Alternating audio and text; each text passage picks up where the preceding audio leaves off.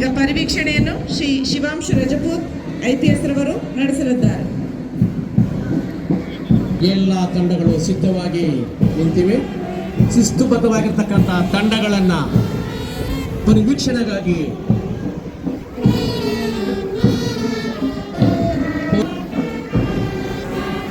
ಎಲ್ಲ ತಂಡಗಳು ಸನ್ನದ್ಧಾಗಿದೆ.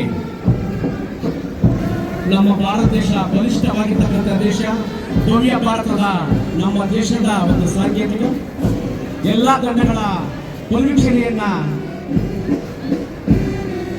ಮುಗಿಸುತ್ತಾ ಪಥ ಸಂಚಲನದಲ್ಲಿ ತೊಡಗಿಸಿ ಎಲ್ಲ ತಂಡಗಳು ಸಿದ್ಧವಾಗುತ್ತಿದೆ. ಗೌರವಾನ್ವಿತ ಪೊಲೀಸ್ ಅಧೀಕ್ಷಕರು ಎಲ್ಲ ತಂಡಗಳ ವೀಕ್ಷಣೆಯನ್ನು ಯಶಸ್ವಿಯಾಗಿ ವೀಕ್ಷಣೆಯಾಗಿ ನಿಂತಿವೆ. ಇದು ನಮ್ಮ ಭವ್ಯ ಭಾರತದ ಮುನ್ನಡೆಸತಕ್ಕಂತಹ ಸುಸಂದರ್ಭ. ಬಲಿಷ್ಠ ಭಾರತ, ಭವ್ಯ ಭಾರತ, ನಮ್ಮ ಭಾರತ. ಭಾರತದ ಶಕ್ತಿ, ಯುವ ಶಕ್ತಿ ನಮ್ಮಲ್ಲಿದೆ. ಭಾರತ ದೇಶದ ಅಭಿವೃದ್ಧಿಗೆ ನಾವೆಲ್ಲರೂ ಸದಾ ಸಿದ್ಧರಿದ್ದೇವೆ ಎಂತಕ್ಕಂಥ ಸಂದೇಶವನ್ನು ಸಾರುತ್ತಾ ನಮ್ಮ ದೇಶದ 80ನೇ ಸ್ವಾತಂತ್ರ್ಯ ದಿನಾಚರಣೆಯನ್ನು ಹೆಮ್ಮೆಯಿಂದ ಆಚರಿಸುತ್ತಿದ್ದೇವೆ. ಆಗಸ್ಟ್ 15 ರಂದು ಭಾರತವು ಬ್ರಿಟಿಷರ ಆಳ್ವಿಕೆಯಿಂದ ಸ್ವಾತಂತ್ರ್ಯ ಪಡೆಯಿತು. ಈ ಸ್ವಾತಂತ್ರ್ಯ ನಮಗೆ ಸುಲಭವಾಗಿ ಸಿಕ್ಕಿಲ್ಲ. ಮಹಾತ್ಮ ಗಾಂಧೀಜಿ, ಜವಾಹರ್ಲಾಲ್ ನೆಹರು, ಭಗತ್ ಸಿಂಗ್, ಸುಭಾಷ್ ಚಂದ್ರ ಬೋಸ್, ಡಾಕ್ಟರ್ BR ಅಂಬೇಡ್ಕರ್, ಲಾಲ್ ಬಹದ್ದೂರ್ ಶಾಸ್ತ್ರಿ, ಬಾಲ್ ಗಂಗಾಧರ್ ತಿಲಕ್, ರಾಣಿ ಲಕ್ಷ್ಮೀಬಾಯಿ ಸೇರಿದಂತೆ ಅನೇಕ ಮಹನೀಯರು ತಮ್ಮ ಜೀವನವನ್ನೇ ದೇಶಕ್ಕೆ ಅರ್ಪಿಸಿದರು. ಈ ದೇಶ, ನಮ್ಮ ದೇಶ ಯಾವ ಸ್ಥಿತಿಯಿಂದ ಇತ್ತು, ಈಗ ಯಾವ ಸ್ಥಿತಿಯಲ್ಲಿ ನಾವು ನೋಡ್ತಾ ಇದ್ದೀವಿ. ಈಗ ಬಹಳ ಬದಲಾವಣೆ ಆಗಿದೆ. ಮತ್ತು ಇನ್ನೂ ಬಹಳ ಬದಲಾವಣೆ ಆಗಬೇಕು. ಅದರಲ್ಲಿ ನಮ್ಮ ದೇಶದ ಯುವ ಶಕ್ತಿ ಬಹಳ ಮುಖ್ಯ ಇದೆ. ಈ ಯುವ ಶಕ್ತಿ ದೇಶ ಅಭಿವೃದ್ಧಿಗೆ, ಉನ್ನತೀಕರಣಕ್ಕೆ ಅವ್ರದ್ದು ಕೈ ಜೋಡಿಸಲ್ಲ, ನಮ್ಮ ದೇಶ ಅಭಿವೃದ್ಧಿ ಆಗಲ್ಲ. ನಮ್ಮ ಯುವ ಶಕ್ತಿಗೆ ಪೂರ್ಣ ಬಳಸಲಿಕ್ಕೆ ಅವರು ಡ್ರಗ್ಸಿಂದ ಮತ್ತು ಬೇರೆ ಏನಾದರೂ ಇಲ್ಲೀಗಲ್ ಚಟುವಟಿಕೆಯಿಂದ ದೂರ ಇರಬೇಕು. ನಮ್ಮ KGFಯಲ್ಲಿ ಸ್ಪೆಷಲಿ ಎಷ್ಟು ಟ್ಯಾಲೆಂಟೆಡ್ ನಮ್ಮ ಯುವಕರು ಇದ್ದಾರೆ. ಅವರು ಸ್ಪೋರ್ಟ್ಸಲ್ಲಿ, ಬೇರೆ ಬೇರೆ ಸ್ಪೋರ್ಟ್ಸಲ್ಲಿ ಎಷ್ಟು ಟ್ಯಾಲೆಂಟೆಡ್ ಜನ ಇದ್ದಾರೆ. ಎಜುಕೇಷನಲ್ಲಿ ಇದ್ದರೆ ಕೂಡ ಎಷ್ಟು ಎಜುಕೇಷನ್ ಕ್ವಾಲಿಟಿ, ಲಿಟ್ರಸಿಯಲ್ಲಿ ಭಾಳ ಪೊಟೆನ್ಷಿಯಲ್ ಇದೆ. ಅದು ಇದ್ದರೆ ಕೂಡ ನಮ್ಮ ಮುಂದೆ ದಿನ ಇಲ್ಲಿ ಇನ್ನೂ ಅಭಿವೃದ್ಧಿ ಆಗಬೇಕು. ಅದರಲ್ಲಿ ಎಲ್ಲ ಯುವಕರು ಡ್ರಗ್ಸಿಂದ ಮತ್ತು ಇನ್ನು ಜಾಲತಾಣದಲ್ಲಿ ಏನಾದರೂ ಇಲ್ಲೀಗಲ್ ಆ್ಯಕ್ಟಿವಿಟಿ ನಡ್ತದೆ ಅದರಿಂದ ಸ್ವಲ್ಪ ದೂರ ಇರಬೇಕು. ಮತ್ತು ನಮ್ಮ ಬಹಳ ಬಹುಮೂಲ್ಯ ಜೀವನ ನಾವು ಈಗ ಟ್ರಾಫಿಕ್ ಕಾನೂನು ಪಾಲನೆ ಮಾಡದೇ ಕಾರಣದಿಂದ ಅದು ಲೈಫ್ ಹೋಗ್ತಾ ಇದೆ.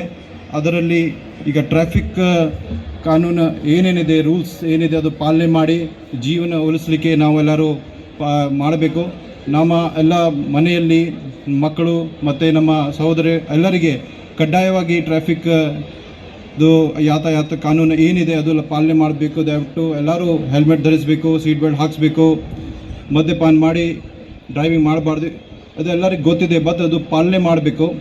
ಮತ್ತು ನಮ್ಮ ಕರ್ನಾಟಕ ಸರ್ಕಾರ 2028 ವರ್ಷ ತನಕ ಕರ್ನಾಟಕ ರಾಜ್ಯಕ್ಕೆ ಡ್ರಗ್ ಮುಕ್ತ ಮಾಡಲಿಕ್ಕೆ ಅಭಿಯಾನ ಮಾಡಿದ್ದಾರೆ. ಆ ಅಭಿಯಾನಿಯಲ್ಲಿ ಬೇಡ ಬ್ರೋ ಮತ್ತು ರೈಸ್ ಒಂದು ಕ್ಯಾಂಪೇನ್ ಸ್ಟಾರ್ಟ್ ಮಾಡಿದ್ದಾರೆ. ಅದರಲ್ಲಿ ಎಲ್ಲ ಯುವಕರಿಗೆ, ಎಲ್ಲ ಜನರಿಗೆ ಡ್ರಗ್ಸ್ ಎಷ್ಟು ಹಾನಿಕಾರಕದ ಬಗ್ಗೆ ಅರಿವು ಮೂಡಿಸಲಿಕ್ಕೆ ಬೇರೆ ಬೇರೆ ಅಭಿಯಾನ ಮಾಡ್ತಾ ಇದ್ದಾರೆ. ಡ್ರಗ್ಸ್ ಎಷ್ಟು ಕಟ್ಟ ಇದೆ, ನಿಮ್ಮ ಜೀವಕ್ಕೆ ಎಷ್ಟು ಕಟ್ಟ ಬರುತ್ತೆ, ಅದರ ಬಗ್ಗೆ ಇಷ್ಟು ಬೇರೆ ಬೇರೆ ರೀತಿಯ ಪ್ರೋಗ್ರಾಮ್ ಮಾಡ್ತಾಯಿದ್ದೀವಿ. ನಾವು ಕೂಡ ಮಾಡ್ತಾಯಿದ್ದೀವಿ. ಒಂದು ಮೆಸೇಜ್ ಕೊಡಲಿಕ್ಕೆ ನಮ್ಮ ಯುವ ಶಕ್ತಿ ಹಾಳು ಆಗಬಾರ್ದು ಮತ್ತು ದೇಶ ಅಭಿವೃದ್ಧಿಯಲ್ಲಿ ಅಡ್ಡಿ ಆಗಬಾರ್ದು. ಸೊ ದಯವಿಟ್ಟು ನಮ್ಮ ದೇಶದಲ್ಲಿ ಮತ್ತೆ ಅಭಿವೃದ್ಧಿ ಆಗಲಿಕ್ಕೆ ಇದು ಎಲ್ಲ ಇಲ್ಲೀಗಲ್ ಆ್ಯಕ್ಟಿವಿಟಿ ದೂರಿರಿ. ಮತ್ತು ಭಾರತ ಟಾಪ್ 5 ಇಕಾನಮಿಕ್ ಕಂಟ್ರೀಸಲ್ಲಿ ಇಕಾನಮಿಕ್ ಪವರಲ್ಲಿ ಬರ್ತಾ ಇದೆ.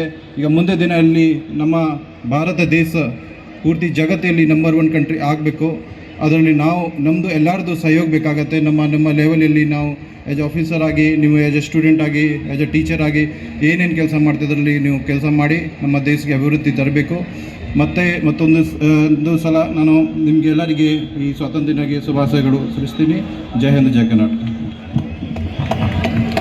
ಸ್ವತಂತ್ರ ಭಾರತದ 80ನೇ ಸ್ವತಂತ್ರ ದಿನಾಚರಣೆದ ಸಂಭ್ರಮಾಚರಣೆಯ ಕ್ಷಣಗಳನ್ನು ಅನುಭವಿಸ್ತಾ ನಮ್ಮ ದೇಶದ ಸ್ವತಂತ್ರ ಎಷ್ಟೋ ಮಹನೀಯರ ಪ್ರಾಣ, ಮಹಾತ್ಮರ ಸ್ವತಂತ್ರ ಹೋರಾಟಗಾರರ, ಸೈನಿಕರ, ಹುತಾತ್ಮರನ್ನು ನೆನೆಸುವ ದಿನ, ಸಂಭ್ರಮಿಸುವ ದಿನವೇ ಅಲ್ಲ, ಎಷ್ಟೋ ಜನ ಹುತಾತ್ಮರನ್ನು ನೆನೆಸುವ ದಿನ, ಸ್ವತಂತ್ರಕ್ಕಾಗಿ ತ್ಯಾಗ ಬಲಿದಾನ ಮಾಡಿದಂಥ ಮಹನೀಯರನ್ನು ಸ್ಮರಿಸುವಂಥ ದಿನ ಆಗಿದೆ. ಇವತ್ತು ವೇದಿಕೆಯಲ್ಲಿ ಮಹನೀಯರೆಲ್ಲರೂ ಮಾತಾಡ್ತಾ ಹೇಳ್ತಾರೆ, ಸ್ವತಂತ್ರ ನಮಗೆ ಕಳೆದ 80 ವರ್ಷಗಳ ಹಿಂದೆ ಸ್ವತಂತ್ರ ಇರಲಿಲ್ಲ. ಬಹಳ ವರ್ಷಗಳ ಕಾಲ, ನೂರಾರು ವರ್ಷಗಳ ಕಾಲ ಬ್ರಿಟಿಷರ ಆಳ್ವಿಕೆಯಲ್ಲಿ ನಾವು ತತ್ತರಿಸಿದ್ವಿ. ಗೌರವ ಇಲ್ಲದೆ, ಸ್ವತಂತ್ರತೆ ಇಲ್ಲದೆ, ಏನೇ ಪರಿಶ್ರಮಕ್ಕೂ ಬೆಲೆ ಇಲ್ಲದೆ ಬಹಳ ಜನ ಮಹನೀಯರು ನೊಂದು ಜೈಲು ಪಾಲಾಗಿ ಅವರ ಬಲಿದಾನ ಕೊಟ್ಟು ಸ್ವತಂತ್ರಕ್ಕೆ, ಇವತ್ತು ಭಾರತದ ಸ್ವತಂತ್ರಕ್ಕೆ ತಮ್ಮ ಪ್ರಾಣ, ರಕ್ತ, ಶ್ರಮ, ತಮ್ಮ ಇಡೀ ಜೀವನ, ಕುಟುಂಬವನ್ನು ತ್ಯಾಗ ಮಾಡಿದ್ದಾರೆ.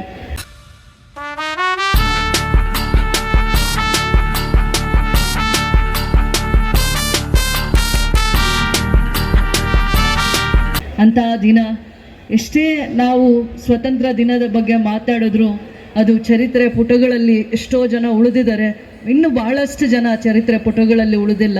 ಆದರೆ ಸ್ವತಂತ್ರ ದೇಶ ಪ್ರೇಮ ಅನ್ನುವಂಥದ್ದು ಎಷ್ಟೋ ಮಟ್ಟಿಗೆ ತ್ಯಾಗ ಮಾಡೋ ಮಟ್ಟಿಗೆ ಅವರನ್ನು ಕರ್ಕೊಂಡು ಹೋಗಿ ಆ ಸೇವೆಯಲ್ಲಿ ನಿಲ್ಲಿಸಿರುತ್ತೆ ಅನ್ನುವಂಥದ್ದನ್ನು ನೆನೆಯುವಂಥ ದಿನ. ಬೇರೆ ಎಲ್ಲ ದೇಶಗಳು ಸ್ವತಂತ್ರವನ್ನು ತಗೊಳ್ಳೋವಾಗ ವರ್ಲ್ಡ್ ವಾರ್ಸ್ ಆಗುತ್ತೆ. ಎಷ್ಟೋ ಜನ ಅವ್ರ ದೇಶಕ್ಕೆ ಸ್ವತಂತ್ರ ತರಬೇಕು ಅಂದಾಗ first world war, second world war, ಎಷ್ಟೋ ಸಾವಿರಾರು ಸೈನಿಕರು ಹುತಾತ್ಮರಾಗ್ತಾರೆ. ಆದರೆ ಭಾರತ ಒಂದೇ ಒಂದು ದೇಶ ತಮ್ಮ ಐಡಿಯಾಲಜೀಸ್, ಪ್ರಿನ್ಸಿಪಲ್ಸ್ನ ಫಾಲೋ ಮಾಡುತ್ತೆ. ನಾವು ಸ್ವತಂತ್ರನ ತಗೊಳ್ಳೋ ಅಂಥದ್ದು ಇಡೀ ಎಷ್ಟು ದೇಶ ಇದೆ ವಿಶ್ವದಲ್ಲಿ, ಅಷ್ಟು ದೇಶಕ್ಕೆ ನಾವು ಮಾದರಿಯಾಗಿರುವಂಥ ಭಾರತ ದೇಶ ಬಹಳ ಪರಿಶ್ರಮ, ಶ್ರದ್ಧೆ, ನಾನ್ ವೈಲೆನ್ಸ್, ಅಹಿಂಸಾ ಮಾರ್ಗವನ್ನು ನಾವು ಅನುಸರಿಸ್ತೀವಿ. ಅಹಿಂಸಾ ಮಾರ್ಗ, ತ್ಯಾಗದ ಜೊತೆ ಶಾಂತಿ, ಅಹಿಂಸಾ ಮಾರ್ಗವನ್ನು ನಾವು ಅನುಸರಿಸ್ತೀವಿ. ಗಾಂಧಿಯನ್ ಪ್ರಿನ್ಸಿಪಲ್ಸ್ನ ಫಾಲೋ ಮಾಡ್ತೀವಿ, ಗಾಂಧೀಜಿಯನ್ ಪ್ರಿನ್ಸಿಪಲ್ಸ್ನ ಫಾಲೋ ಮಾಡ್ತೀವಿ. ಅವರ ಮಾರ್ಗದರ್ಶನ, ಅವರ ಲೀಡರ್ಶಿಪ್ನ ನಾವು ಫಾಲೋ ಮಾಡ್ತೀವಿ. ಒಂದೇ ದಿನ ನಾವು ಸ್ವತಂತ್ರಕ್ಕೆ ಪರಿಶ್ರಮ ಮಾಡಿಲ್ಲ. ಬ್ರಿಟಿಷರು ನಮ್ಮ ದೇಶವನ್ನು 200 ವರ್ಷಗಳ ಮೇಲೆ ಅವರ ಆಳ್ವಿಕೆ ಮತ್ತು ಅವರ ಹಿಡಿತದಲ್ಲಿ ಭಾರತೀಯರನ್ನು ದಾಸಿಗಳಾಗಿ ಮಾಡಬೇಕು ಅನ್ನೋವಂಥದ್ದು ದುರುದ್ದೇಶದಿಂದ ಬರ್ತಾರೆ. ಭಾರತ ಬಹಳ ವರ್ಷಗಳ ಕಾಲ ಇವರ ಆಳ್ವಿಕೆಯಿಂದ ನರಳಿದೆ, ನೊಂದಿದೆ, ಸ್ವತಂತ್ರತೆ ಇಲ್ಲದೆ ನೊಂದಿದೆ. ಪೂರ್ವಿಕರು ಬಹಳ ಅವಮಾನವನ್ನು ಅನುಭವಿಸಿ ತ್ಯಾಗ, ಬಲಿದಾನ, ಜೀವನವನ್ನು ನೆನೆಸುವಂಥ ದಿನ ಇದು ಸ್ವತಂತ್ರ ಭಾರತ. ಸ್ವತಂತ್ರ ಭಾರತಕ್ಕೆ ಎಷ್ಟು ಜನ ಮಹನೀಯರನ್ನು ನಾವು ಹೇಳಿದಾಗ, ಅದು ಎಷ್ಟೇ ಮಹನೀಯರನ್ನು ನಾವು ಗುರುತಿಸ್ಕೊಂಡ್ರು ಅದಕ್ಕೂ ಮೀರಿರುವಂಥ ಮಹನೀಯರು ತಮ್ಮ ಇಡೀ ಸಂಘಟನೆಯಲ್ಲಿ ತಮ್ಮ ಇಡೀ ಜೀವನವನ್ನು, ಬಲಿದಾನವನ್ನು ಮಾಡಿದ್ದಾರೆ. ಫಸ್ಟು ನಾವು ಸ್ವತಂತ್ರಕ್ಕೆ ಪ್ರಯತ್ನ ಮಾಡಿದಾಗ ಫಸ್ಟು ನಾನ್ ವೈಲೆನ್ಸನ್ನು ನಾವು ಪ್ರಿನ್ಸಿಪಲ್ಸ್ ಆಗಿ, ಬೇಸಿಕ್ ಪ್ರಿನ್ಸಿಪಲ್ಸ್ ಆಗಿ ನಾನ್ ವೈಲೆನ್ಸ್, ಅಹಿಂಸಾ ಮಾರ್ಗವನ್ನು, ಮತ್ತು ಸಿವಿಲ್ ಡಿಸೊಬಿಡಿಯನ್ಸ್, ಸ್ಟೂಡೆಂಟ್ಸು, ಎಂಪ್ಲಾಯೀಸು, ಸೈನಿಕರು ಬೈಕಾಟ್ ಮಾಡ್ತಾರೆ.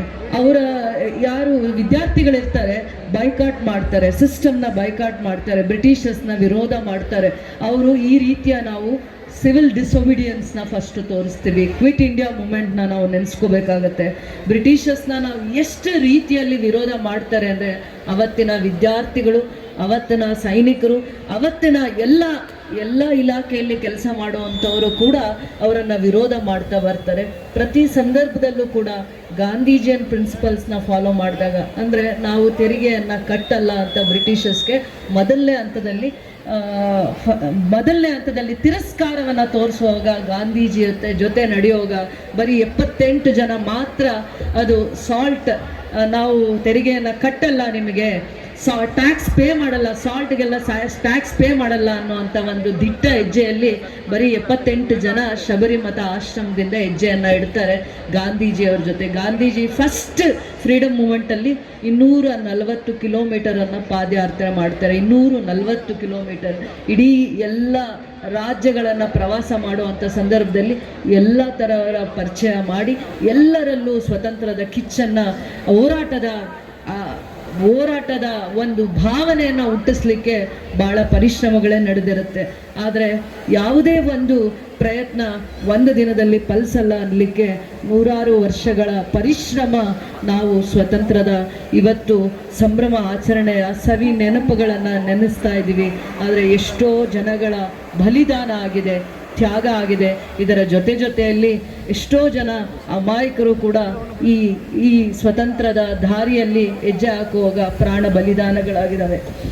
ಏನು ನಾವು ನಿರ್ಧಾರವನ್ನು ಮಾಡೋಕ್ಕೆ ಮುಂಚೆ ಆಲೋಚನೆ ಮಾಡಬೇಕಾಗಿರೋದು, ಆ ದಿನಗಳನ್ನು ನೆನಪು ಹಾಕುವುದು ಒಂದು ಕ್ಷಣ ಆಗಿರುತ್ತೆ, ಆದರೆ ಆ ಪರಿಶ್ರಮ 100 ವರ್ಷಗಳ ಕಥೆಯನ್ನು ಹೇಳುತ್ತೆ. ಪ್ರತಿಯೊಂದು ಕುಟುಂಬದಲ್ಲೂ, ಪ್ರತಿಯೊಂದು ಜಿಲ್ಲೆಯಲ್ಲೂ, ಪ್ರತಿಯೊಂದು ರಾಜ್ಯದಲ್ಲೂ, ಪ್ರತಿಯೊಂದು ಮನೆಯಲ್ಲೂ ಕೂಡ ಸ್ವತಂತ್ರದ ಚರಿತ್ರೆಯನ್ನು ಹೇಳುವಂಥ ಸವಿ ನೆನಪುಗಳನ್ನು ಇದ್ದಾವೆ. ಆ ದಿನ ನಾವು ಸಂಭ್ರಮಿಸುತ್ತಾ ತ್ಯಾಗ ಬಲಿದಾನವನ್ನು ಮಾಡಿರುವಂಥವರ ಜೀವನ ಚರಿತ್ರೆಗೆ ಒಂದು ಕ್ಷಣ ಅವರನ್ನು ನೆನಪಿಸುತ್ತಾ ಗೌರವವನ್ನು ಸೂಚಿಸುತ್ತಾ, ಸ್ವತಂತ್ರ ಬಹಳ ದಿನ ಪ್ರತಿಯೊಬ್ಬ ವ್ಯಕ್ತಿಯ ಸ್ವತಂತ್ರ ಆಗಿರುತ್ತೆ. ಆದರೆ ನಮ್ಮ ದೇಶಕ್ಕೆ 1000 ವರ್ಷಗಳ ಕಾಲ ಸ್ವತಂತ್ರತೆ ಇರಲಿಲ್ಲ. ಯಾಕೆ ಅಂದರೆ ಮೊದಲನೇ ಹಂತದಲ್ಲಿ ನಾವು ಸ್ವತಂತ್ರ ಬರೋಕ್ಕೆ ಮುಂಚೆ ಪೂರ್ವದಲ್ಲಿ ರಾಜರ ಆಳ್ವಿಕೆಯಲ್ಲಿ ಇರ್ತೀವಿ. ರಾಜರ ಆಳ್ವಿಕೆಯಲ್ಲಿದ್ದಾಗ ಒಗ್ಗಟ್ಟು ಇರಲ್ಲ. ಪ್ರತಿಯೊಂದು ರಾಜ್ಯ ತನ್ನ ಹಿಡಿತದಲ್ಲಿ ಪ್ರಾಂತ್ಯಗಳನ್ನು ಹಿಡ್ಕೋಬೇಕು ಅನ್ನುವಂಥ ಒಂದು ದೂರದೃಷ್ಟಿ ಇದ್ದಾಗ ಅವರನ್ನು ಅರ್ಥ ಮಾಡಿಕೊಂಡ ಬ್ರಿಟಿಷರು, ಫ್ರೆಂಚರು, ಡಚ್ಚರು ವ್ಯಾಪಾರಕ್ಕಾಗಿ ಬಂದವರು ಭಾರತದ ಮೇಲೆ ವ್ಯಾಪಾರದ ವ್ಯಾಮೋಹ ಮತ್ತು ಇವರನ್ನು ಹೇಗೆ ಒಡೆದು ಆಳಿದ್ರೆ ನಾವು ಸ್ವತಂತ್ರರಾಗಿ ಈ ಭಾರತ ದೇಶನ ಬಹಳ ವರ್ಷಗಳ ಕಾಲ ದಬ್ಬಾಳಿಕೆಯಿಂದ ನಾವು ಇವರನ್ನು ಹಿಡಿತದಲ್ಲಿ ಇಡ್ಬೋದು ಅನ್ನುವಂಥ ದುರಾಲೋಚನೆ ಅವರಿಗೆ ಬರುತ್ತೆ. ನಾವು ಬಹಳ ಯಾವಾಗಲೂ ಭವ್ಯ ಭಾರತ ಅಂತ ಹೇಳ್ತಾ ಇರ್ತಾರೆ. ಇಲ್ಲ, ನಾವು ಭವ್ಯ ಭಾರತದಲ್ಲಿ ಎಲ್ಲ ರೀತಿಯಲ್ಲೂ ನಾವು ಬೇರೆ ದೇಶದವ್ರನ್ನ ನಾವು ನಂಬುವಂಥ ಪರಿಸ್ಥಿತಿಯಲ್ಲಿ ಇಲ್ಲದೆ ಇದ್ದಾಗೂ ಕೂಡ, ಯಾವಾಗ ಫ್ರೆಂಚರು ಬರ್ತಾರೆ, ಬೇರೆ ದೇಶದವ್ರು ಬರ್ತಾರೆ ಅಂತ ಎಲ್ಲ ಸಂದರ್ಭದಲ್ಲೂ ಕೂಡ ನಮಗೆ ಅವ್ರ ಜೊತೆ ಭಾಳ ಗೌರವದಿಂದನೇ ನಡ್ಕೋತಾ ಇರ್ತಾರೆ, ಸ್ನೇಹದಿಂದ ಇರ್ತಾರೆ. ಅವ್ರು ಏನೇ ಹೇಳಿದ್ರು ನಮ್ಮುವಂಥ ಅಮಾಯಕರಾಗಿರುವಂಥ ಭಾರತೀಯರು ನಾವಾಗಿರ್ತೀವಿ. ನಮಗೆ ಮೋಸನೂ ಗೊತ್ತಿರಲ್ಲ, ಹಿಂದೆ ಏನು ಮಾಡ್ತಾರೆ ಅಂತ ಭಾರತೀಯರಿಗೆ ಗೊತ್ತೇ ಇರಲ್ಲ. ಬಹಳ ವರ್ಷಗಳ ಕಾಲ ಬರ್ತಾರೆ, ನಮ್ಮಲ್ಲಿರೋರ್ನೇ ಸೈನಿಕರು ಮಾಡ್ಕೋತಾರೆ, ನಮ್ಮಲ್ಲಿರುವಂಥ ಬೇರೆ ರಾಜ್ಯದ ಬೇರೆ ಪ್ರಾಂತ್ಯದ ವಿರುದ್ಧ ಕಟ್ತಾರೆ, ಮತ್ತು ಅವರ ಹಿಡಿತಕ್ಕೆ, ಅವರ ಆಡಳಿತದ ಹಿಡಿತಕ್ಕೆ ಬಹಳ ವರ್ಷಗಳ ಕಾಲ ದಾಸಿಗಳಾಗಿ ಭಾರತೀಯರ ಪ್ರತಿಯೊಬ್ಬರನ್ನಾಗಿ ದಾಸಿಯರನ್ನಾಗಿ ಮಾಡಿ ಕೂರಿಸ್ತಾರೆ. ಇಂಥ ನೋವನ್ನು ಅನುಭವಿಸಿರುವಂಥ ಎಷ್ಟೋ ಜನ ಮಹನೀಯರು, ವಲ್ಲಭಭಾಯ್ ಪಟೇಲ್ ಇರ್ಬೋದು, ಭಗತ್ ಸಿಂಗ್ ಇರ್ಬೋದು, ರಾಣಿ ಲಕ್ಷ್ಮೀಬಾಯಿ ಇರ್ಬೋದು, ಸಂಗೊಳ್ಳಿ ರಾಯಣ್ಣ ಇರ್ಬೋದು, ಕಿತ್ತೂರು ರಾಣಿ ಚೆನ್ನಮ್ಮ ಇರ್ಬೋದು, ಸುಭಾಷ್ ಚಂದ್ರ ಬೋಸ್ ಇರ್ಬೋದು, ಅಂಬೇಡ್ಕರ್ ಅವರ ಆದಿಯಾಗಿ ಗಾಂಧೀಜಿಯವರು ಕೂಡ ಬಹಳ ಯೋಚನೆ ಮಾಡಿ, ಗಾಂಧೀಜಿಯವರು ಇಷ್ಟೆಲ್ಲ ಐಡಿಯಾಲಜಿಸ್ನ ಪ್ರಿನ್ಸಿಪಲ್ಸ್ನ ಫಾಲೋ ಮಾಡಬೇಕಂದ್ರೆ ಅವರು ಸೌತ್ ಆಫ್ರಿಕಾ ಅಲ್ಲಿ ಭಾಳ ವರ್ಷಗಳ ಕಾಲ ಬ್ಯಾರಿಸ್ಟರ್ ಆಗಿ ಸೇವೆ ಮಾಡುವಂಥ ಸಂದರ್ಭದಲ್ಲಿ ಅಲ್ಲಿ ಏನು ಸೋಷಿಯಲ್ ಡಿಸ್ಕ್ರಿಮಿನೇಷನ್ ಇರುತ್ತೆ ಅದನ್ನು ನೋಡಿ ಭಾರತೀಯರ ಜೊತೆನೂ ಆ ಸೋಷಿಯಲ್ ಡಿಸ್ಕ್ರಿಮಿನೇಷನ್ನ ಆಗ್ತಾ ಇದ್ದಿದ್ದು ಎಳೆಯಲ್ಲಾಗಿ ಆ ನೋವನ್ನು ಅನುಭವಿಸಿ ಅಲ್ಲಿ ಮೊದಲನೇ ವಿರೋಧವನ್ನು ಮಾಡ್ತಾರೆ. ಸೌತ್ ಆಫ್ರಿಕಾ ಅಲ್ಲಿ ಗಾಂಧೀಜಿಯವರು ಮೊದಲನೇ ಹೋರಾಟದ ಕಿಚ್ಚು ಅವರಿಗೆ ಬರುತ್ತೆ. ಅವರು ಮೂಲತಃ ಗುಜರಾತ್ನಿಂದ ತಮ್ಮ ಹೋರಾಟವನ್ನು ಶುರು ಮಾಡಲಿಲ್ಲ. ಮೊದಲನೇ ಹೋರಾಟ ಸೌತ್ ಆಫ್ರಿಕಾದಲ್ಲಿ ಮಾಡಿ ತದನಂತರ ದಿನಗಳಲ್ಲಿ ಭಾರತವನ್ನು ಯಾವ ರೀತಿ ಸ್ವತಂತ್ರದಿಂದ ಕಾಪಾಡ್ಕೋಬೇಕು ಅಂದರೆ ನಾವು ವೆಪನ್ಸಿಂದ ನಾವು ಸ್ವತಂತ್ರವನ್ನು ಕಾಪಾಡಿಕೊಳ್ಳಲಿಲ್ಲ. ವೆಪನ್ಸ್ ಅಂದರೆ ಗನ್ನನ್ನು ನಾವು ಮುಟ್ಟಲಿಲ್ಲ. ಆದರೆ ಸ್ವತಂತ್ರ ಭಾರತ ಪ್ರತಿಯೊಬ್ಬರ ಧೈರ್ಯ, ದಿಟ್ಟ ಹೆಜ್ಜೆ ಮತ್ತು ಆಲೋಚನೆ, ನಮ್ಮಲ್ಲಿರುವಂಥ ಸ್ವತಂತ್ರದ ಭಾವನೆ, ಗೌರವದಿಂದ ಮಾತ್ರ ನಾವು ಸ್ವತಂತ್ರವನ್ನು ತಗೊಳ್ಳಲಿಕ್ಕೆ ಆಗಿದೆ. ಇದು ಎಲ್ಲ ದೇಶಗಳಿಗೆ ಮಾದರಿಯಾಗಿ ನಾವು ನಮ್ಮ ಸ್ವತಂತ್ರವನ್ನು ಕಾಪಾಡಿಕೊಳ್ಳುವಂಥ ಪ್ರಯತ್ನದಲ್ಲಿ ಯಶಸ್ವಿ ಆಗಿದ್ದೀವಿ. ಆದರೆ ಬಹಳ ಜನ ಮಹನೀಯರು ತ್ಯಾಗ ಮಾಡಿದ್ದಾರೆ, ತಮ್ಮ ಇಡೀ ಜೀವನವನ್ನು ತ್ಯಾಗ ಮಾಡಿದ್ದಾರೆ. ಬಲಿದಾನ ಆಗಿರ್ಬೋದು, ಮತ್ತು ಬ್ರಿಟಿಷರನ್ನು ವಿರೋಧ ಮಾಡಿ ಬ್ರಿಟಿಷರ ಷಡ್ಯಂತ್ರಗಳಿಗೆ ಬಲಿಯಾಗಿದ್ದಾರೆ. ಅವರ ಎಲ್ಲ ಷಡ್ಯಂತ್ರಗಳನ್ನು ಮಟ್ಟ ಹಾಕ್ಲಿಕ್ಕೂ ಕೂಡ ಬಹಳ ದಿಟ್ಟ ಹೆಜ್ಜೆ ಇಟ್ಟಿರುವಂಥ ಭಗತ್ ಸಿಂಗ್, ಸುಭಾಷ್ ಚಂದ್ರ ಬೋಸ್ ಇವರನ್ನೆಲ್ಲರನ್ನೂ ಕೂಡ ನಾವು ಇವತ್ತು ವಿದ್ಯಾರ್ಥಿಗಳು ಅವರನ್ನು ಸದಾಕಾಲ ನೆನೆಯಬೇಕು ಅಂತ ಹೇಳ್ತೀನಿ. ಖಂಡಿತ ಯುವ ಜನತೆ ನಮ್ಮ ದೇಶಕ್ಕೆ ದೊಡ್ಡ ಆಸ್ತಿ ಆಗಬೇಕು. ಪ್ರತಿ ಹಂತದಲ್ಲೂ ನಾವು ಹೇಳ್ತೀವಿ, ಅವರಿಗಿರುವಂಥ ಯುವ ಜನತೆಗೆ ಬಹಳ ಯಾಕೆ ನಮ್ಮ ದೇಶಕ್ಕೆ ಆಸ್ತಿ ಆಗ್ತಾರೆ, ಯುವ ಜನತೆ ಯಾಕೆ ಆಸ್ತಿ ಆಗ್ತಾರೆ ಅಂದರೆ ಅವರಲ್ಲಿ ಪ್ರತಿಭೆ ಇರುತ್ತೆ. ಪ್ರತಿಯೊಂದು ಮಗು ಬಹಳ ವಿಶೇಷವಾಗಿರುವಂಥ ಪ್ರತಿಭೆ ಇರುತ್ತೆ. ಆ ಪ್ರತಿಭೆ, ಅವರ ಪರಿಶ್ರಮ, ಜ್ಞಾನ, ವಿದ್ಯೆಯಿಂದ ಅವರು ದೇಶಕ್ಕೆ ಆಸ್ತಿ ಆಗ್ತಾರೆ. ಅದರಿಂದ ಪ್ರತಿ ಯುವ ಜನತೆಯ ಶಕ್ತಿ ಏನಾದರೂ ನೋಡಬೇಕಂದ್ರೆ ಅವರ ಸಂಘಟನೆಯಲ್ಲಿ ಶಕ್ತಿ ಇದೆ, ಅವರ ಆಲೋಚನೆಯಲ್ಲಿ ಶಕ್ತಿ ಇದೆ, ಅವರ ಚಿಂತನೆಯಲ್ಲಿ ಶಕ್ತಿ ಇದೆ. ಯಾವತ್ತೂ ಕೂಡ ಯುವ ಜನತೆ ದೇಶಕ್ಕೆ ಆಸ್ತಿಯೇ ಆಗಬೇಕು. ನಮ್ಮ ದೇಶ ಅಭಿವೃದ್ಧಿ ಆಗಬೇಕಂದ್ರೆ, ವಿಶ್ವದ ಅತಿ ಎತ್ತರದ ಸ್ಥಾನಕ್ಕೆ ನಮ್ಮ ದೇಶ ಹೋಗಬೇಕಂದ್ರೆ ಇವತ್ತಿನ ಯುವ ಜನತೆ ದೇಶದ ಪ್ರತಿಯೊಬ್ಬ ಪ್ರಜೆ ಆಗಿ ಆಲೋಚನೆ ಮಾಡಬೇಕು. ಯಾವುದೇ ಒಂದು ಬೇರೆ ದುಶ್ಚಟಗಳಿಗೆ ಯುವ ಜನತೆ ಬಲಿ ಆಗಬಾರ್ದು. ಅದೇ ಒಂದು ಪ್ರಯತ್ನ, ಪ್ರತಿಜ್ಞೆಯಲ್ಲಿ ನಾನಾಗಿರ್ಬೋದು, KGF ಕ್ಷೇತ್ರದ SP ಅವರಾಗಿರ್ಬೋದು, ನಾವು ಮ್ಯಾರಥಾನ್ ಅನ್ನೋವಂಥ ಒಂದು ಮಕ್ಕಳಲ್ಲಿ ಆಸಕ್ತಿ, ಕ್ರೀಡೆಗಳ ಬಗ್ಗೆ ಆಸಕ್ತಿ ವಹಿಸ್ಲಿಕ್ಕೋಸ್ಕರ ಅಂತ ಒಂದು ಪ್ರಯತ್ನವನ್ನು ಮಾಡ್ತೀವಿ. ಬಹಳ ಜನ ಮಕ್ಕಳು, ವಿದ್ಯಾರ್ಥಿಗಳು, ವಿಶೇಷವಾಗಿ KGFನ ವಿದ್ಯಾರ್ಥಿಗಳು ಭಾಳ ಜನ ಅದರಲ್ಲಿ ಭಾಗವಹಿಸಿದ್ರು, ಯಶಸ್ವಿಯಾಗಿದ್ದಾರೆ. ಅವರಿಗೆ ಅಷ್ಟೊಂದು ಉತ್ಸಾಹ ಇದೆ ಅನ್ನೋವಂಥದ್ದನ್ನೇ ನಮ್ಮ ಗಮನಕ್ಕೆ ಬರಲಿಲ್ಲ. ಆ ರೀತಿ ಯುವಕರಲ್ಲಿ ಹೆಚ್ಚಿನ ಕ್ರೀಡಾ ಪ್ರೋತ್ಸಾಹ ಮಾಡುವಂಥ ದೂರದೃಷ್ಟಿ ನಮ್ಮಲ್ಲೂ ಇದೆ. ಅದಾದಮೇಲೆ ಮುಂದೆ ಬರುವಂಥ ದಿನಗಳಲ್ಲಿ KGF ಕ್ರೀಡಾ ಆಸಕ್ತರಿಗೆ, ಕ್ರೀಡೆಯಲ್ಲಿ ಹೆಚ್ಚಿನ ಆಸಕ್ತಿ ಇರುವಂಥವರಿಗೆ ಸಿಂಥೆಟಿಕ್ ಟ್ರ್ಯಾಕ್ ಇಲ್ಲೂ ಮಾಡ್ತೀವಿ, ಸಿಂಥೆಟಿಕ್ ಟ್ರ್ಯಾಕ್ ಇಲ್ಲೂ ಮಾಡ್ತೀವಿ. ಅದಾದಮೇಲೆ ಜುಮ್ಖಾನ ಗ್ರೌಂಡಲ್ಲೂ ಕೂಡ ಅವರಿಗೆ ಎಲ್ಲ ರೀತಿಯ ಸವಲತ್ತನ್ನು ಮಾಡ್ತೀವಿ. ಫುಟ್ಬಾಲ್ ಪ್ಲೇಯರ್ಸ್ ಇರ್ಬೋದು, ವಾಲಿಬಾಲ್ ಪ್ಲೇಯರ್ಸ್ ಇರ್ಬೋದು, ಇಂಡೋರ್ ಗೇಮ್ಸ್, ಔಟ್ಡೋರ್ ಗೇಮ್ಸ್ಗೆ ಎಷ್ಟು ಪ್ರಯತ್ನ ಮಾಡಿ ಒತ್ತು ಕೊಡಲಿಕ್ಕೆ ಆಗುತ್ತೆ. ಸರ್ಕಾರದ ಸಹಾಯದಿಂದ ಮತ್ತು ಖೇಲೋ ಇಂಡಿಯಾ ಅನ್ನೋವಂಥವರು ಮುಂದೆ ಬಂದಿದ್ದಾರೆ.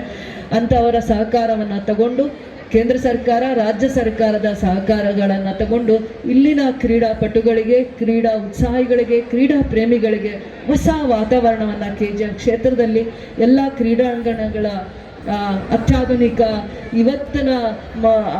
ಇವತ್ತಿನ ಕಾಲಮಾನಕ್ಕೆ ಅವರಿಗೆ ಬೇಕಾಗಿರುವ ಅತ್ಯಾಧುನಿಕ ವ್ಯವಸ್ಥೆಯನ್ನು ಮಾಡುವಂಥದ್ರಲ್ಲಿ ಯಶಸ್ವಿ ಆಗ್ತೀನಿ ಅಂತ ಹೇಳ್ತಾ, ಕೌಶಲ್ಯ ಅಭಿವೃದ್ಧಿಗೆ ಹೆಚ್ಚಿನ ಮಹತ್ವವನ್ನು ಕೊಡ್ತೀವಿ. ಬರುವಂಥ ದಿನಗಳಲ್ಲಿ KGF ಕ್ಷೇತ್ರದಲ್ಲಿ ನಮಗೆ ಇರುವಂಥ ಏನು ಸರ್ಕಾರದ KDB ಜಾಗದಲ್ಲಿ ನಮಗೆ ಉದ್ಯೋಗ ಸೃಷ್ಟಿಯಾಗೋ, ಉದ್ಯೋಗ ಕ್ರಾಂತಿ ಸೃಷ್ಟಿಯಾಗುವಂಥ ಎಲ್ಲ ಲಕ್ಷಣಗಳನ್ನು ಬಂದಿದೆ. ಮತ್ತು ಈ ಭಾಗದಲ್ಲಿ ಉದ್ಯೋಗ ಸೃಷ್ಟಿ ಮಾಡುವಂಥ ಕಂಪನೀಸಿಂದ ಈ ಭಾಗದಲ್ಲಿ 30,000 ರಿಂದ 50,000 ಕುಟುಂಬಗಳಿಗೆ ಉದ್ಯೋಗ ಸಿಗ್ಬೋದು. ನೇರವಾಗಿ ಅಥವಾ ಪರ್ಯಾಯವಾಗಿ ಉದ್ಯೋಗ ಸೃಷ್ಟಿ ಮಾಡುವಂಥ ಒಂದು ದೂರದೃಷ್ಟಿ ನನ್ನ ಸರ್ಕಾರದ ಚಿಂತನೆ ಆಗಿದೆ.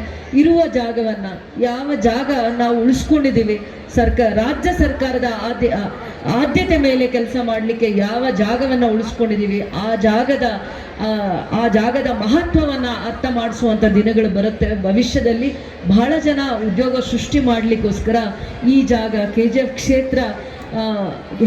ಕ್ಷೇತ್ರವನ್ನು ಆರಿಸ್ಕೊಂಡಿದ್ದಾರೆ.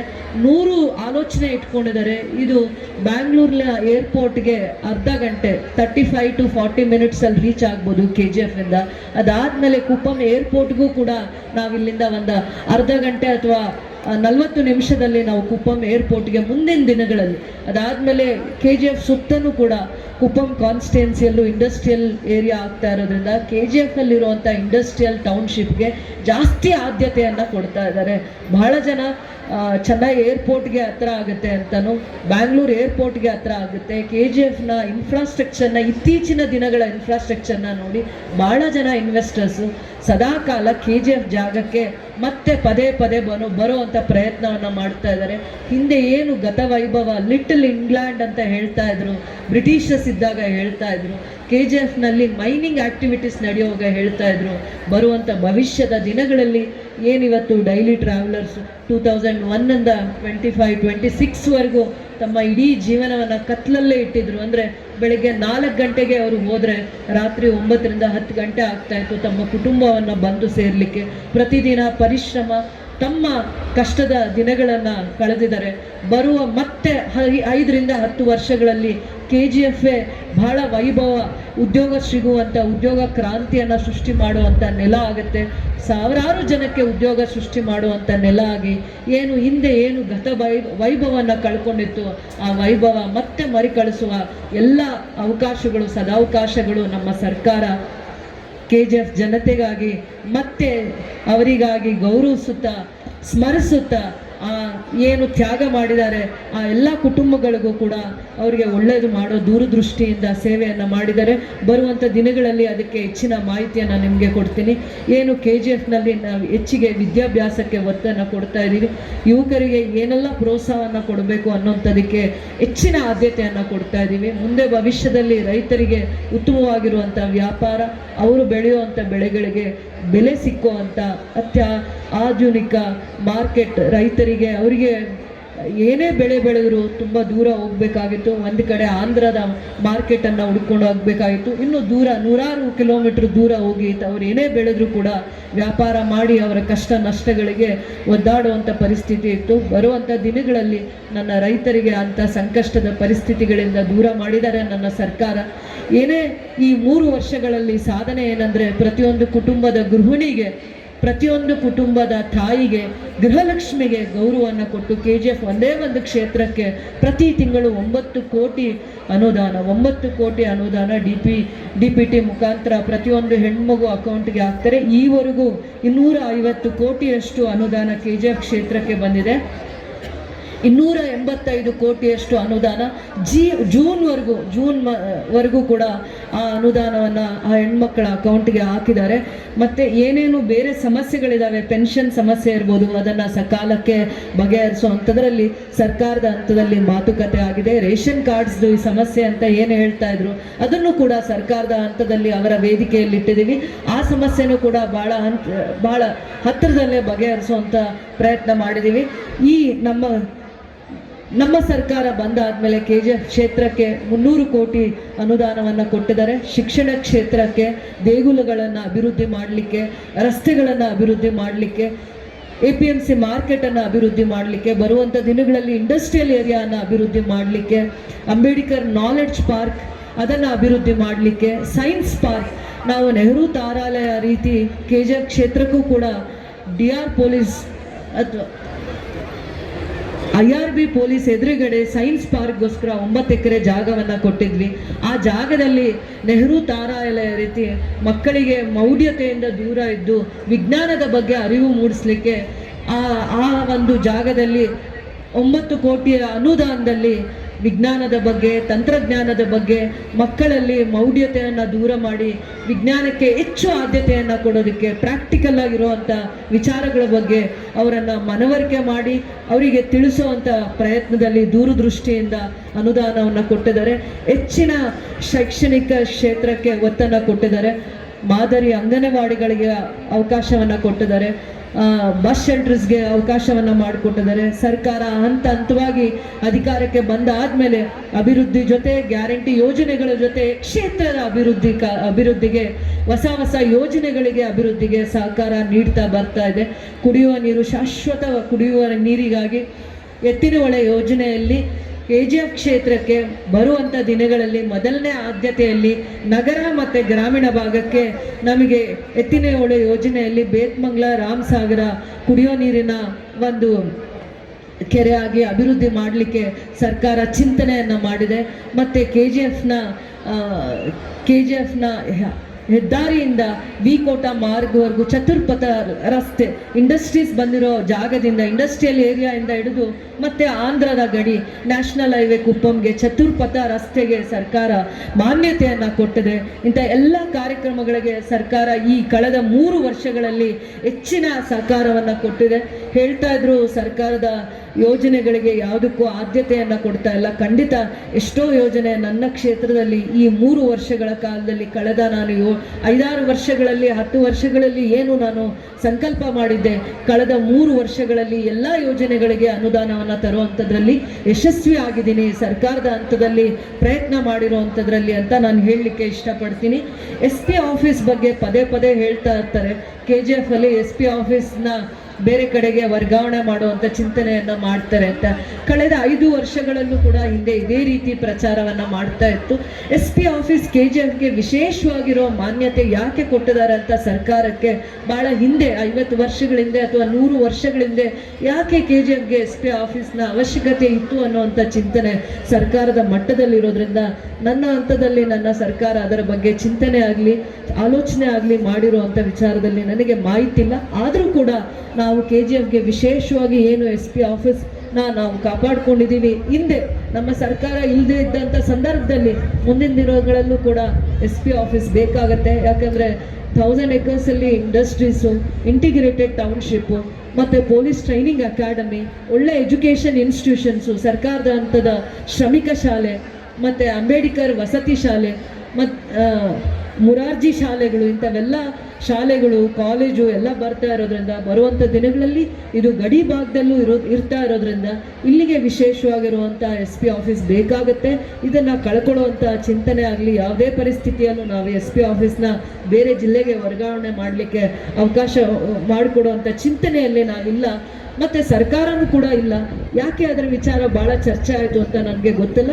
ಬರುವಂಥ ದಿನಗಳಲ್ಲಿ SP ಆಫೀಸ್ ಕೂಡ KGF ಇತಿಮಿತಿಯಲ್ಲೇ ಇರುತ್ತೆ. ಅದನ್ನು ಕಳ್ಕೊಳ್ಳುವಂಥ ಯಾವುದೇ ಆಲೋಚನೆ ನಮ್ಮ ಸರ್ಕಾರಕ್ಕೂ ಇಲ್ಲ, ನನಗೂ ಇಲ್ಲ ಅಂತ ಹೇಳ್ತಾ, ಯಾವತ್ತು ವಿದ್ಯಾಭ್ಯಾಸದ ಮಹತ್ವವನ್ನು ಮಕ್ಕಳು ಅರ್ಥ ಮಾಡ್ಕೋಬೇಕಾಗತ್ತೆ. ಯಾವತ್ತು ವಿದ್ಯೆ ಮಾತ್ರನೇ ಮನುಷ್ಯನಿಗೆ ಸಂಸ್ಕಾರ, ಜೊತೆಯಲ್ಲೂ ನಾವು ಯಾವ ರೀತಿ ದೇಶಕ್ಕೆ ನಮ್ಮನ್ನು ನಾವು ಅರ್ಪಿಸ್ಬೋದು ಅನ್ನುವಂಥ ಒಳ್ಳೆಯ ಚಿಂತನೆ ಬರಬೇಕು ಅಂದರೆ ಜ್ಞಾನದ ಹಸಿವಿರಬೇಕು ಪ್ರತಿಯೊಬ್ಬ ವಿದ್ಯಾರ್ಥಿಗೂ. ತಂದೆ ತಾಯಿಗಳ ಕನಸನ್ನು ಈಡೇರಿಸುವಂಥ ವಿದ್ಯಾರ್ಥಿಗಳಾಗಬೇಕು, ದೇಶವನ್ನು ಕಟ್ಟುವಂಥ ವಿದ್ಯಾರ್ಥಿಗಳು ನಾವಾಗಬೇಕು.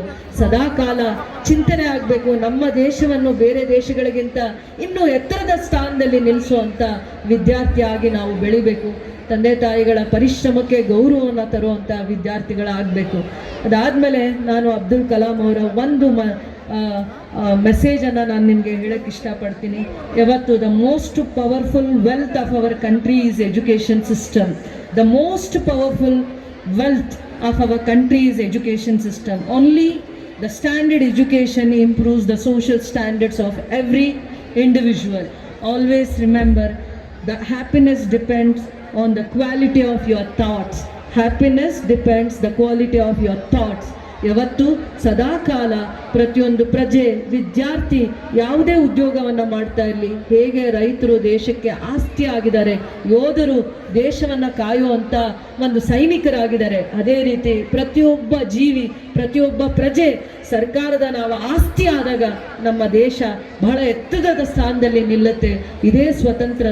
ಇದೇ ಸ್ವತಂತ್ರ ಕಂಡಂಥ ಕನಸು. ಈ ಕನಸು ನಮ್ಮ ಪೂರ್ವಿಕರ ತ್ಯಾಗದಿಂದ ನಮಗೆ ಈ ಸ್ವತಂತ್ರ ಸಿಕ್ಕಿದೆ, ಅವರ ದೈವ ಸಂಕಲ್ಪದಿಂದ ಸಿಕ್ಕಿದೆ, ತ್ಯಾಗ ಬಲಿದಾನದಿಂದ ಸಿಕ್ಕಿದೆ. ಪ್ರತಿಯೊಬ್ಬರ ಸ್ವತಂತ್ರ ಸ್ವೇಚ್ಛತೆ ನಾವು ನಮ್ಮ ದೇಶಕ್ಕೆ ನಮ್ಮನ್ನು ಮುಡುಪಾಗಿಡಬೇಕು. ನಮ್ಮ ಕ್ಷೇತ್ರ ವ್ಯಾಪ್ತಿಯಲ್ಲಿ ಸದಾ ಕಾಲ ಏನೆಲ್ಲ ಕಲ್ಯಾಣ ಕಾರ್ಯಕ್ರಮಗಳು ಒಳ್ಳೆ ಕೆಲಸಗಳನ್ನು ಮಾಡಲಿಕ್ಕೆ ನಮ್ಮನ್ನು ಮುಡುಪಾಗಿಟ್ಬೋದು. ನಾವು ನಮ್ಮನ್ನು ತಿದ್ದುಕೊಂಡಾಗ ಮಾತ್ರ ನಾವು ಬೇರೆಯವರಿಗೆ ಒಳ್ಳೆಯದನ್ನು ಮಾಡಲಿಕ್ಕೆ ಸಾಧ್ಯ ಆಗುತ್ತೆ. ನಾವು ಜ್ಯೋತಿ ಆಗಬೇಕು, ಜ್ಞಾನದ ಹಸಿವಿರಬೇಕು, ಕ್ಷೇತ್ರನ ಸದಾ ಕಾಲ ರಕ್ಷಣೆ ಮಾಡ್ತೀನಿ, ಕಾಯ್ತೀನಿ, ಒಳ್ಳೆಯದನ್ನು ಮಾಡ್ತೀನಿ ಅನ್ನೋಂಥ ದೃಢ ಮನಸ್ಸು ಸಂಕಲ್ಪಗಳನ್ನು ಮೈಗೂಡಿಸ್ಕೊಂಡು ಕೆಲಸ ಮಾಡ್ತೀನಿ ಮುಂದೆನೂ ಕೂಡ ಅಂತ ಹೇಳ್ತಾ, ಸ್ವತಂತ್ರ ದಿನಾಚರಣೆಯ ಸಂಭ್ರಮದ ಸವಿಯಲ್ಲಿ ಎಲ್ಲ ಮಕ್ಕಳು ಮತ್ತು ಪೆರೇಡಲ್ಲಿ ಭಾಗವಹಿಸಿರೋದು, ವೇದಿಕೆಯಲ್ಲಿರುವಂಥ ಎಲ್ಲ ಗಣ್ಯರು, ಈ ಕಾರ್ಯಕ್ರಮನ ಅಚ್ಚುಕಟ್ಟಾಗಿ ಆಯೋಜನೆ ಮಾಡಿರುವಂಥ ಶಿಕ್ಷಣ ಇಲಾಖೆ, ಎಲ್ಲ ಇಲಾಖೆಗಳ ಸಮನ್ವಯದ ಜೊತೆ ನಮ್ಮ KGF ಕ್ಷೇತ್ರದಲ್ಲಿ ಸ್ವತಂತ್ರ ದಿನಾಚರಣೆಯನ್ನು ಅರ್ಥಪೂರ್ಣವಾಗಿ ನಾವು ಆಚರಣೆ ಮಾಡ್ತಾ ಇದ್ದೀವಿ. ಭವ್ಯ ಸ್ವತಂತ್ರದ ಸ್ವತಂತ್ರದ ಸಂಭ್ರಮದ ಕನಸನ್ನ ಕಂಡ ಪೂರ್ವಿಕರಿಗೆ, ತ್ಯಾಗಜೀವಿಗಳಿಗೆ, ತಮ್ಮ ಜೀವನವನ್ನ ಬಲಿದಾನ ಕೊಟ್ಟವರನ್ನ ಸ್ಮರಣೆ ಮಾಡುತ್ತಾ ಸ್ವತಂತ್ರ ದಿನಾಚರಣೆಯ ದಿನ ತಮ್ಮೆಲ್ಲರಿಗೂ ಮತ್ತೊಮ್ಮೆ ನನ್ನ ಹೃದಯಪೂರ್ವಕವಾದ ಧನ್ಯವಾದಗಳನ್ನು ಹೇಳಲಿಕ್ಕೆ ಇಷ್ಟಪಡ್ತೀನಿ. ಮತ್ತೆ ನಗರಸಭೆ ವಿಶೇಷವಾಗಿರುವಂಥ ಒಂದು ನಾವು ಎಂದೂ ಅರಿಯದಂಥ ಒಂದು ಧ್ವಜಾರೋಹಣದ ಒಂದು ಜಾಗವನ್ನು ಬಹಳ ಅಚ್ಚುಕಟ್ಟಾಗಿ ಒಂದು ಯಾವ ರೀತಿ ನಮಗೆ ಒಂದು ನಮ್ಮ ರಾಷ್ಟ್ರಧ್ವಜವನ್ನು ನೋಡಿದಾಗ ಭಕ್ತಿ, ಶ್ರದ್ಧೆ, ಪ್ರೇಮವನ್ನು ಬರುತ್ತೆ. ಆ ರೀತಿ ಆ ಊಹೆಗೆ ಮೀರಿರುವಂಥ ಕೆಲಸವನ್ನು ಮಾಡಿದ್ದಾರೆ. ಪೌರಾಯುಕ್ತರಿಗೂ ಕೂಡ ಅವರ ತಂಡಕ್ಕೆ ಈ ದಿನ ನಾನು ಮನಸ್ಫೂರ್ತಿಕವಾಗಿ ನಾನು ಧನ್ಯವಾದಗಳನ್ನು ಹೇಳಲಿಕ್ಕೆ ಇಷ್ಟಪಡ್ತೀನಿ. ನಾನು ಇಡೀ ನನ್ನ ಕ್ಷೇತ್ರದ ವಿದ್ಯಾರ್ಥಿಗಳ ಪರವಾಗಿ, ಕ್ರೀಡಾಪಟುಗಳ ಪರವಾಗಿ, ಎಲ್ಲ ಇಲಾಖೆಯ ಪರವಾಗಿ ನಿಮಗೆ ವಿಶೇಷವಾಗಿ ಈ ದಿನ ನಾನು ಧನ್ಯವಾದಗಳನ್ನು ಹೇಳಲಿಕ್ಕೆ ಇಷ್ಟಪಡ್ತೀನಿ. ಜೈ ಹಿಂದ್, ಜೈ ಭಾರತ್ ಮಾತೆ, ಜೈ ಕರ್ನಾಟಕ.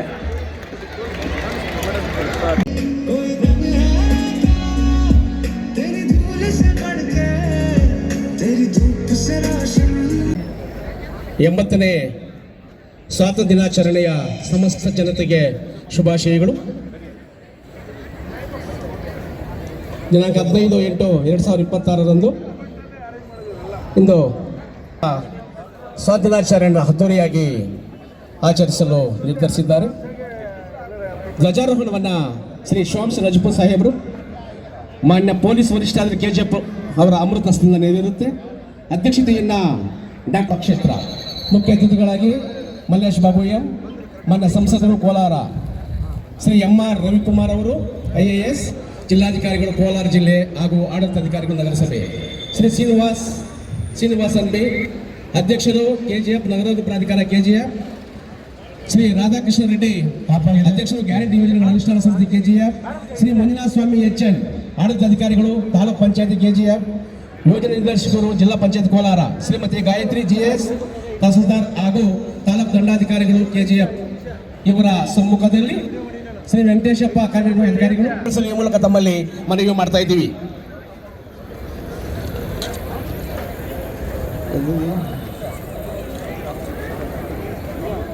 ರಾಷ್ಟ್ರ ಹಬ್ಬಗಳ ಆಚರಣಾ ಸಮಿತಿ KGF ತಾಲೂಕು 80ನೇ ಸ್ವಾತಂತ್ರ್ಯ ವರ್ಷದ ಕವಾಯತ್ನಲ್ಲಿ ಭಾಗವಹಿಸುವ ತಂಡಗಳು ಕೆಳಕಂಡಿದೆ. ಪಥಸಂಚಲನೆಯ ನಾಯಕರು Shri Somashekar V DR police ಪುರುಷರು ಶ್ರೀ S ಶಂಕರ್ ಅವರ ನೇತೃತ್ವದಲ್ಲಿ, ಸಿವಿಲ್ ಪೊಲೀಸ್ ಪುರುಷರು Shri S Dhananjaya PSI KGF, civil police ಪುರುಷರು Shrimati Rajeshwari PSI Urigam, home guard ಪುರುಷರು ದಿಲೀಪ್ ಕುಮಾರ್, ಹೋಮ್ ಗಾರ್ಡ್ ಮಹಿಳೆಯರು ಕಿರ್ತವ ಮೇರಿ, NCC ಸರ್ಕಾರಿ ಪ್ರಥಮ ಕಾಲೇಜು ಬಾಲಕರು ರೋಹಿತ್, NCC ಸರ್ಕಾರಿ ಪ್ರಥಮ ದರ್ಜೆ ಕಾಲೇಜು ಬಾಲಕಿಯರು ಕುಮಾರಿ ಅಕ್ಷಯ, NCC FGC ಬಾಲಕರು ಜರೀಲ್ ರಿಯೋಟರ್ಸ್ ಕುಮಾರಿ ಮೆಡಿ ಕ್ಲಾಡಿಯಾ ಹೆರಿ, NCC ಸೆಂಟ್ ಮೇರಿಸ್ ಪ್ರೌಢಶಾಲೆ ಜೋ, NCC ಸುಪ್ತಿ ಜನ ಪ್ರೌಢಶಾಲೆ ಪ್ರಣವ್ ಥಾಮಸ್, ಸೆಂಟ್ ತೆರೇಸಾ ಬಾಲಕರ ಪ್ರೌಢಶಾಲೆ ಕುಮಾರಿ ವಂದನಾ ವಿಜಯ.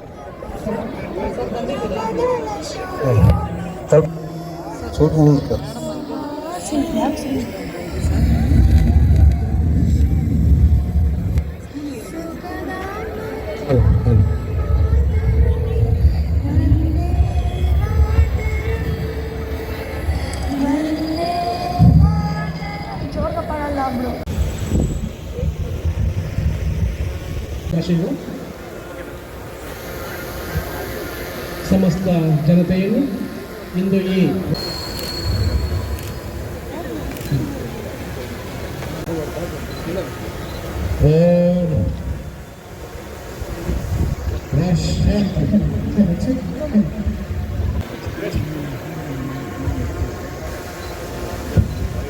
ಸರ್ ಒಂಚೂರು ಸೈಡ್ ಸುಮ್ಮನೆ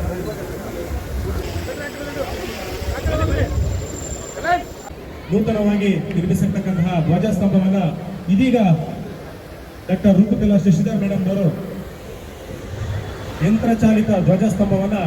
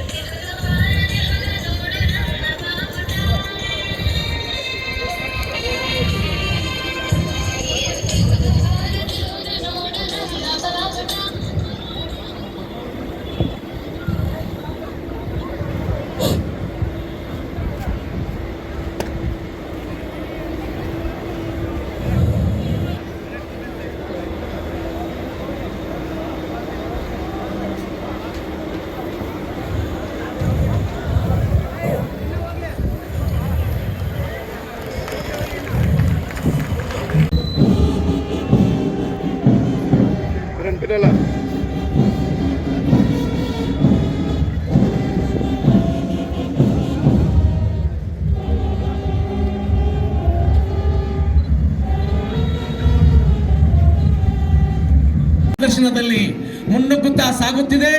DAR ಪೊಲೀಸ್ ಪುರುಷರ ತಂಡ ಶ್ರೀ ಎಸ್ ಶಂಕರ್ ಅವರ ಮಾರ್ಗದರ್ಶನದಲ್ಲಿ ಮುಂದಿನ ತಂಡವಾಗಿ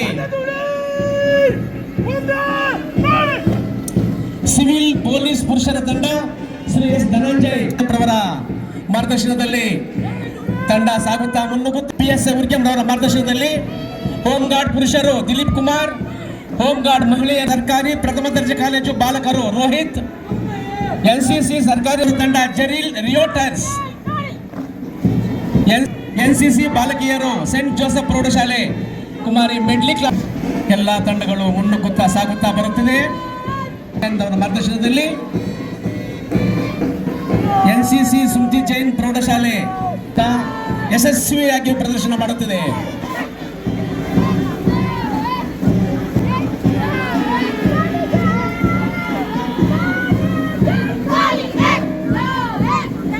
NCC ಸ್ಮೃತಿ ಎಲ್ಲ ತಂಡಗಳು ವೇದಿಕೆಯತ್ತ ಶಿಸ್ತುಬದ್ಧವಾಗಿ ಮುಂದಿನ ತಂಡವಾಗಿ ಮಾರ್ಗದರ್ಶನದಲ್ಲಿ ತಂಡಗಳು ಶಿಸ್ತುಬದ್ಧವಾಗಿ ಸಾಗುತ್ತಾ ಮುನ್ನುಗ್ಗುತ್ತಿದೆ. ಮುಂದಿನ ತಂಡವಾಗಿ ವಿಜಯೇಂದ್ರ ಪ್ರೌಢಶಾಲೆ ಶ್ರೀ ಮಿತ್ರ ಯು ಮಾರ್ಗದರ್ಶನದಲ್ಲಿ ನಡೆಸ್ತಾ ಇದ್ದಾರೆ. ಪ್ರಿಯಾ ಎಸ್, NCC FGC ಬಾಲಕಿಯರು ಕಾವ್ಯ ಅವರ ಹೃದಯದ ಧನ್ಯವಾದಗಳನ್ನು ಅರ್ಪಿಸ್ತಾ ಇದ್ದೀವಿ. ಇದು ರಾಷ್ಟ್ರ ಹಬ್ಬ ಆಚರಣೆ ಸಮಿತಿ KGF.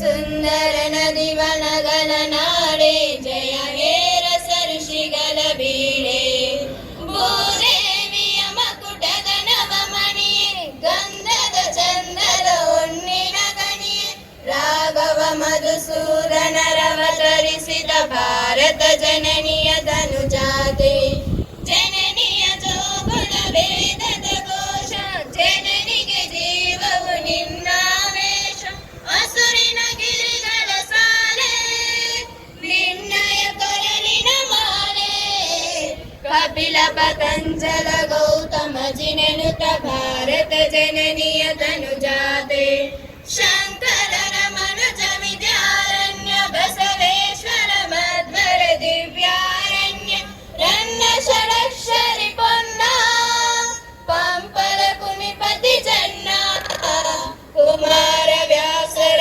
ಮಂಗಳಧಾಮ, ಕವಿ ಕೋಗಿಲಗಳ ಪುಣ್ಯಾರಾಮ, ನಾನಕ ರಾಮಾನಂದ ಕಬೀರರ ಭಾರತ ಜನನಿಯ ಧನುಜಾತೆ, ತೈಲಪ ಹೊಯ್ಸಳರಾಳಿದ ನಾಡೆ, ಡಂಕನ ಜಕಣರ ನೆಚ್ಚಿನ ಬೀಡೆ, ಕೃಷ್ಣ ಶರಾವತಿ ತುಂಗ, ಕಾವೇರಿಯವರ ರಂಗ, ಚೈತನ್ಯ ಪರಮಹಂಸ ವಿವೇಕರ ಭಾರತ ಜನನಿಯ ಧನುಜಾತೆ, ಸರ್ವ ಜನಾಂಗದ ಶಾಂತಿಯ ತೋಟ, ರಸಿಕರ ಕಂಗಳ ಸೆಳೆಯುವ ನೋಟ, ಹಿಂದೂ ಕ್ರೈಸ್ತ ಮುಸಲ್ಮಾನ, ಪಾರಸಿಕ ಜೈನರ ಉದ್ಯಾನ, ಜನಕನ ಹೋಲುವ ದೊರೆಗಳ ಧಾಮ, ಗಾಯಕ ವೈಣಿಕರ ರಾಮ, ಕನ್ನಡ ನುಡಿ ಕುಣಿದಾಡುವ ಗೇಹ, ಕನ್ನಡ ತಾಯಿಯ ಮಕ್ಕಳ ದೇಹ, ಭಾರತ ಜನನಿಯ ತನುಜಾತೆ, ಜಯ ಹೇ ಕರ್ನಾಟಕ ಮಾತೆ, ಜಯ ಹೇ ಕರ್ನಾಟಕ ಮಾತೆ, ಜಯ ಹೇ ಕರ್ನಾಟಕ ಮಾತೆ. ನಾಡಗೀತೆಯನ್ನು ಹಾಡಿರ್ತಕ್ಕಂಥ ಮಕ್ಕಳಿಗೆ ಧನ್ಯವಾದಗಳು. ಮುಂದಿನ ಭಾಗವಾಗಿ ರೈತ ಗೀತೆಯನ್ನು ವಿಶೇಷ ಶುಭಾಶಯಗಳನ್ನು ಕೋರುತ್ತಾ ಕಾರ್ಯಕ್ರಮಕ್ಕೆ ಸ್ವಾಗತಿಸುತ್ತಿದ್ದೇನೆ.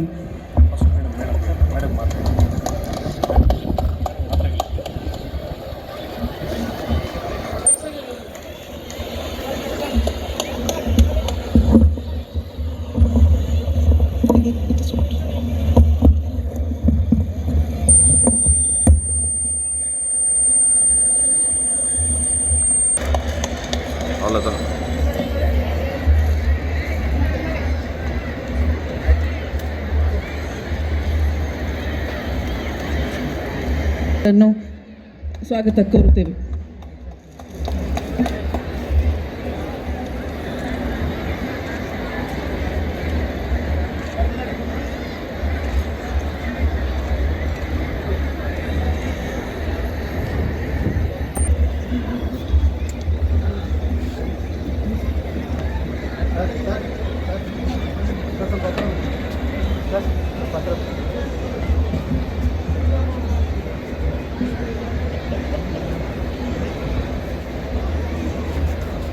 ಹಾಗೆ ಶ್ರೀ ವೆಂಕಟೇಶ್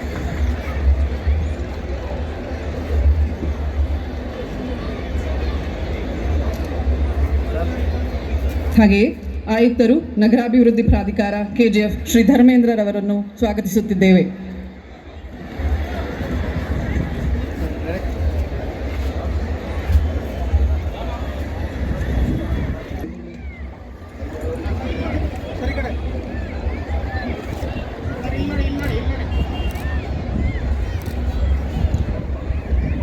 ಹಾಗೆಯೇ ನಮ್ಮ THO ಡಾಕ್ಟರ್ ಸುನಿಲ್ ರವರನ್ನು ವೇದಿಕೆಗೆ ಸ್ವಾಗತಿಸುತ್ತಿದ್ದೇವೆ.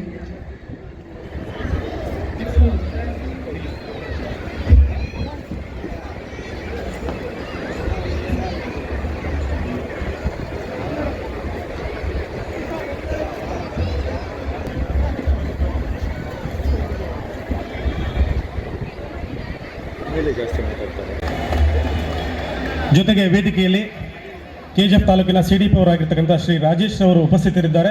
ಅವ್ರಿಗೂ ಕೂಡ ನಿಮ್ಮೆಲ್ಲರ ಪರವಾಗಿ ಸ್ವಾಗತವನ್ನು ಬಯಸ್ತಾ ಇದ್ದೇವೆ.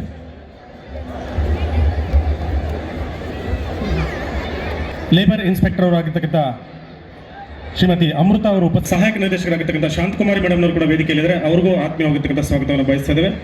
ಜೊತೆಗೆ ನಮ್ಮ ನಗರಸಭೆಯ AW ಅವರಾಗಿರ್ತಕ್ಕಂತಹ ಕಿರಣ್ ಅವರು ಕೂಡ ಉಪಸ್ಥಿತರಿದ್ದಾರೆ. ಅವ್ರಿಗೂ ಕೂಡ ನಿಮ್ಮೆಲ್ಲರ ಪರವಾಗಿ ಸ್ವಾಗತವನ್ನು ಬಯಸ್ತಾ ಇದ್ದೇವೆ.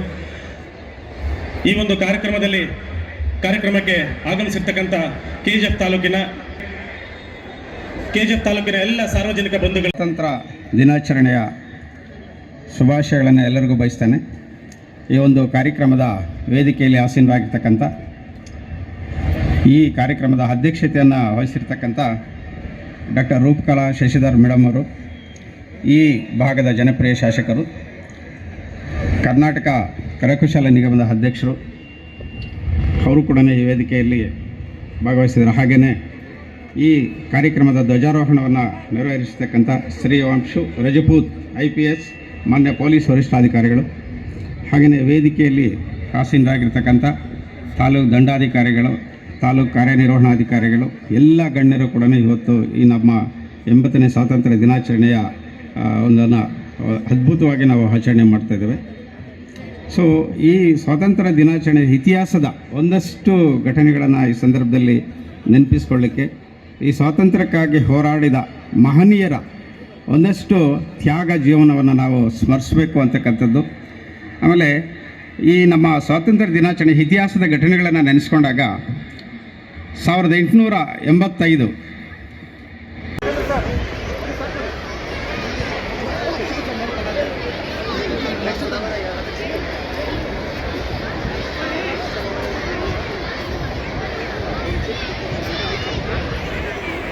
ವರ್ಷಿಣಿ